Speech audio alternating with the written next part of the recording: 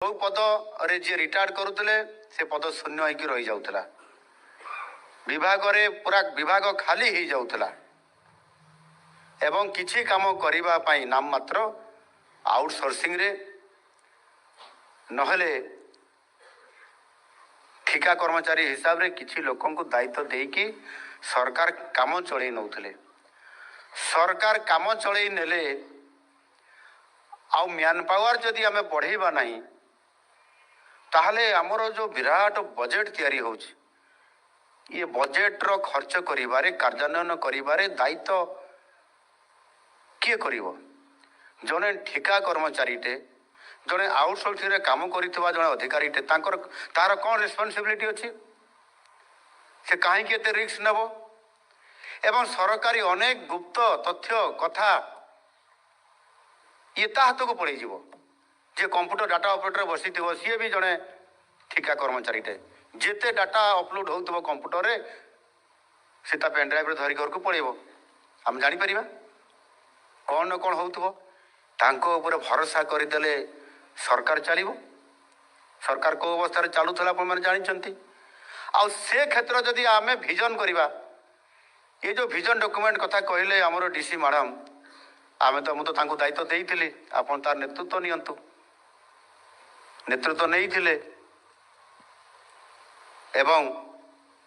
ये vision document जिते बड़े आमे तैयारी करूछंती सेते बेले आमे जते समृद्ध ओडिशा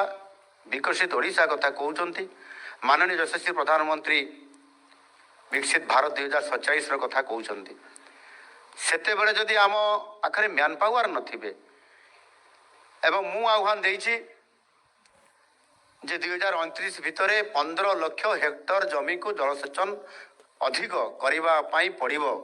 अनेक अनेक शुभेच्छा एवं शुभकामना सह धन्यवाद प्रदान करुछि धन्यवाद वंदे उत्कल जननी भारत माता की जय। आमर उद्देश्य नुहे मुख्यमंत्री को विरोध करवा आमर एतिकी दुख जे माननीय मुख्यमंत्री जितेबाला विरोधी दल रे मुख्य सचेतक पदरे थिले सेतेबेले सी आम आंदोलन स्थल को निजे जाइथिले एवं कहिथिले जे आपण मानकर दाबी जुक्तियुक्त आपण माने काहे स्थायी हेई नांती कॉन्ट्रैक्चुअल ए रे जो कॉन्ट्रैक्चुअल थिले सेमाने उठी गले तांकर सरकार कॉन्ट्रैक्चुअल उठे देले आपणकर आउटसोर्सिंग काहे उठिबो नाही 57,000 कर्मचारी कॉन्ट्रैक्चुअल उठिला आपण माने काहे कि 8,880 टंका दरमा चाकरी करिवे एई कथा कहउथिबा मुख्यमंत्री जदि आज मुख्यमंत्री हला परे एई भली विभूति नियुक्ति मेला रे देइचंती जे आउटसोर्सिंग कर्मचारी माने रहिले तथ्य लीक हेबार भय अछि आपण मन रखु एवं माननीय मुख्यमंत्री आम जनाऊँ जे आउटसोर्सिंग कर्मचारी जड़े केबे तथ्य लीक करिवो नाही काहेकि ना तांकर चाकरी रेगुलर नाही एवं तांकर अल्प दरमा से सुख दुखर संसार चलाउछंती से माने केबे हेले चाहिबेनी तांकर चाकरीटा को पळो बोली तेणुक यही जो कथाटी मुख्यमंत्री आज कहते को संघ तरफ घोर निंदा करा जाउची एवं यह आम प्रति अपमानजनक मंतव्य तेणुक जदि माननीय मुख्यमंत्री भावुंट जे आउटसोर्सिंग कर्मचारी माने रहिले तथ्य लीक हम ताहले माननीय मुख्यमंत्री काली घोषणा कर दियंतु जे सब आउटसोर्सिंग कर्मचारी स्थायी हो गले जो लगुच जो मुख्यमंत्री आम सपोर्ट रे कहउतले आज कहा बोलरे पड़ी कि कहा प्ररोचना रे पड़ी कि निज बुद्धि रे ए भली मंतव्य देइचंती सेति पई त आपण मानक जरिया रे आमे मुख्यमंत्री को जणाइबा को चाहूचु जे माननीय मुख्यमंत्री महोदय आपण ए जो कथाटी कहिचंती आपण याकू विड्रॉ करंतु किंबा संशोधन करंतु नल नै आसंता दिन रे आमे जोरदार आंदोलन को ओलेबु एवं आसंता शनिवार आमे प्रेस मीट करिचु प्रेस मीट माध्यम रे सरकारंकर आभिमुख्य विषय रे एवं आमे घोर आंदोलन को जीवु पीएमजी छकरे दिवारात्र आंदोलन करिवु दरकार पड़ले ऑफिस दफ्तर बंद करिवु जेते बेला आर या पार मुख्यमंत्री को भूल मागिया पई कहूना जदि से कहि देइचंती भूल रे कहि देइचंती से ताकू संशोधन कर दियंतु एदम आउटसोर्सिंग कर्मचारी प्रति ये जो गोटे मंतव्य देइचंती एहा हम संघर लक्ष लक्ष कर्मचारी प्रति गोटे लज्जाजनक मंतव्य एटा को आम कहूँ माननीय मुख्यमंत्री एथुर विरत रहंतु जदि आपण को माननीय मुख्यमंत्री लगुच आउटसोर्सिंग कर्मचारी रहिले तांकू किछि तथ्य लीक हम आम जो 23 वर्ष 22 वर्ष 15 वर्ष चाकरी कलुणु आम आज पर्यंत तथ्य लीक करना ये 16 मास भितर कौनटा आम देखिले जे आम तथ्य लीक करदे बोली ये भाया विवृत्ति दौरान से आम दुख लगे स्लिप ऑफ आम कथा आज देखिले आपण माध्यम हुए तो काली विवृत्ति बदलाई पारती से आम मुख्यमंत्री को अनुरोध करूँ आमर तो ଯଦି ସବୁ ହିସାବ କରିବେ ଆମେ ଯେତିକି ଆମ ପାଖେ ଡାଟା ଅଛି 70,000 ଉର୍ଦ୍ଧ୍ୱ ଆଉଟସୋର୍ସିଂ କର୍ମଚାରୀ ଅଛନ୍ତି। ଆଉ କିଛି କର୍ମଚାରୀ ଡେଲି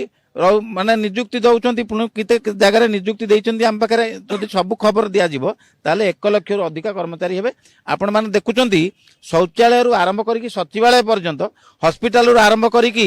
ହାତୀ ଘଉଡ଼େଇବା ପର୍ଯ୍ୟନ୍ତ ସବୁ ଜାଗାରେ ଆଉଟସୋର୍ସିଂ କର୍ମଚାରୀ। ଏମିତି ବି ମୁଖ୍ୟମନ୍ତ୍ରୀଙ୍କ ଦପ୍ତରରେ ମଧ୍ୟ ଆଉଟସୋର୍ସିଂ କର୍ମଚାରୀ କାମ କରୁଛନ୍ତି, ଯୋଉଟା ଏଇ ମୁଖ୍ୟମନ୍ତ୍ରୀ ଜାଣିଛନ୍ତି। କହିବା ଜାଣିବା ପରେ ମଧ୍ୟ ଏଭଳି ମନ୍ତବ୍ୟ ଦେବା ଆମ ପାଇଁ ଅତ୍ୟନ୍ତ ଦୁଃଖର ବିଷୟ।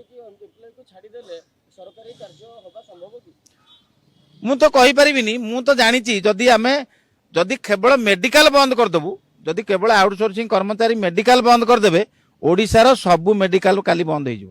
କିନ୍ତୁ ଆମେ ସେ କଥାକୁ ଯାଉନାହୁଁ। ଯଦି ମୁଖ୍ୟମନ୍ତ୍ରୀ ଆମ କଥା ବିଚାର କରିଦେବେ, ହୁଏତ ମୁଖ୍ୟମନ୍ତ୍ରୀ ଭୁଲରେ କହିଥାଇ ପାରନ୍ତି, ମୁଖ୍ୟମନ୍ତ୍ରୀ ହୁଏତ এই କଥାକୁ ବଦଳେଇ ପାରନ୍ତି। ଆମେ ମୁଖ୍ୟମନ୍ତ୍ରୀଙ୍କୁ ଅନୁରୋଧ କରୁଛୁ, ଆପଣ ଯଦି এইଭଳି ଡର ରହୁଛି ଆପଣ ମନରେ, ଆପଣ ସମସ୍ତଙ୍କୁ ଅବିଳମ୍ବେ ସ୍ଥାୟୀ କରିଦିଅନ୍ତୁ, କାରଣ ଆପଣ ରାଜ୍ୟର ସର୍ବେସର୍ବା, ନିଜେ ମୁଖ୍ୟମନ୍ତ୍ରୀ। ବହୁତ ଦୁର୍ଭାଗ୍ୟଜନକ।